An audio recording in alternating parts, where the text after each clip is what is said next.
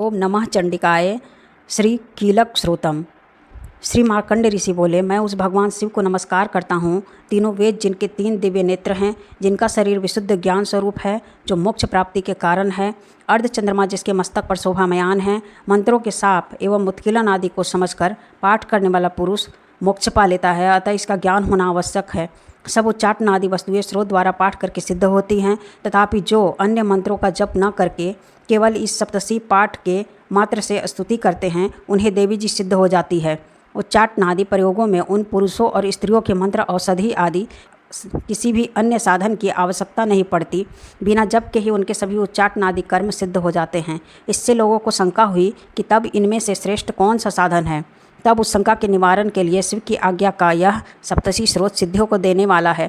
उस स्रोत को भगवान सदाशिव ने गुप्त कर दिया है।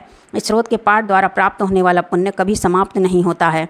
साधक सभी प्रकार का क्षेम प्राप्त कर लेता है, इसमें कोई भी संशय नहीं है। कृष्ण पक्ष की चतुर्दशी अथवा अष्टमी के दिन एकाग्र होकर जो अपना सब कुछ भगवती को अर्पण करता है और फिर प्रसाद रूपेण ग्रहण कर लेता है, उस पर भगवती प्रसन्न होती हैं, अन्यथा नहीं।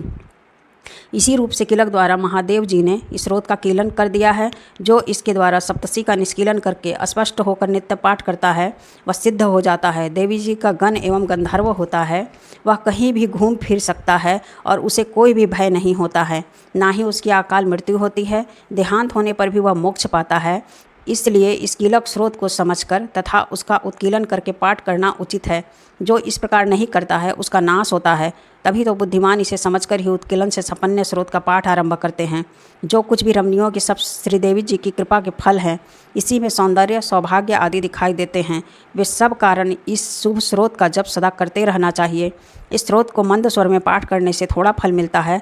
उच्च स्वर से पाठ आरंभ करें, सभी सिद्धियां प्राप्त होती है। जिस भगवती की कृपा द्वारा सौभाग्य, आरोग्य, संपत्तियां, शत्रुनाश तथा परम मोक्ष की प्राप्ति होती है, उस जगत माता की स्तुति अवश्य करनी चाहिए। जय माँ चंडिके।